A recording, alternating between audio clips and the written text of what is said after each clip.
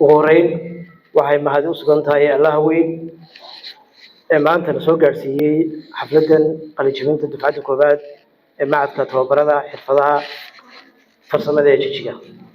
Marka labaad waxaan ka salaamayaa mas'uuliyiinta kala duwan ee laga soo qayb gashay xafladan furitaanka oo u horeyso wasiir ku-xigeenka xafiiska xirfadaha shaqo abuurka Marwo Hiba Ahmed, wasiir ku-xigeenka xafiiska horumarinta dhismaha magaalooyinka mudane Cabdiqaadir, la-taliyaha madaxweyne ku-xigeenka sektorka xirfadaha sektorka waxbarashada mudane Kamaal, maareeyaha hay'adda taakuloon mudane Ziyaad Cumar, maareeyaha kulliyadda Jijjiga Polytechnic Nasri Jaamac iyo maareeyaha ku-xigeenka kulliyadda Jijjiga Polytechnic mudane Axmed Xabiib, maareeyaha shaqo abuurka maamulka magaalada Jijjiga mudane Kayse Dayib, dhammaan mas'uuliyiinta garaadka saacadiinta oo garaad ku horeeyo garaad Jamaal Dayib garaad iyo martashada kale laga soo gashay.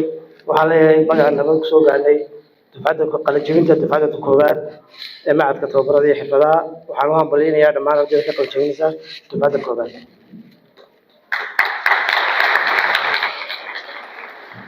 mudanayaal iyo marweyn martashada kala duwan laga soo gashay.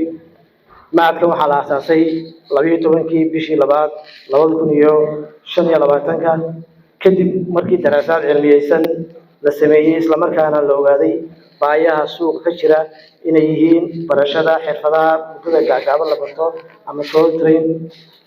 kadib markii sanadihii ugu dambeeyay ardaydii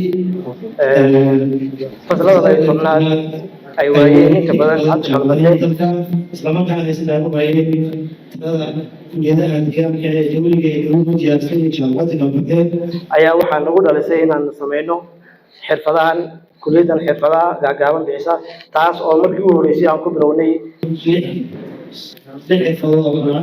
barashada qofka dumarka, barashada dhaqaalaha, barashada qaybinta, barashada biyaha, barashada hannaanka iyo sidoo kale barashada culumta kombiyuutarka.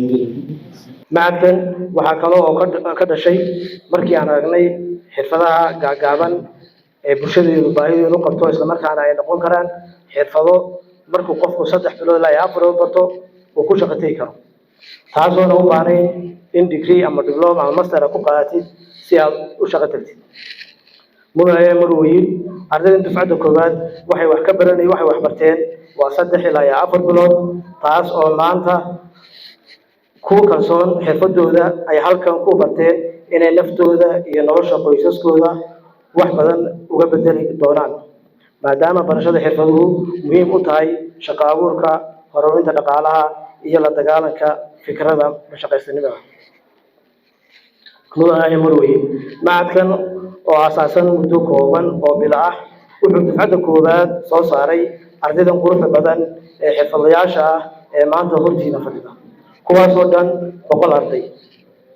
ugu dambeyn waxaan mahadnaqaynaa xukuumadda dowladda deegaanka Soomaalida, xafiiska xirfadaha iyo shaqo abuurka iyo xafiisyada bahwadaagta kuwaas oo maanta suuro geliyay jawigan shaqo in la helo ku amaanan. waxaan si gaar ah ugu hambaleynaynaa dhammaan ardayda ka qalinjebinaysa maanta dufcadda koobaad ee macadka tababarada xirfadaha farsamada. hambaliyo.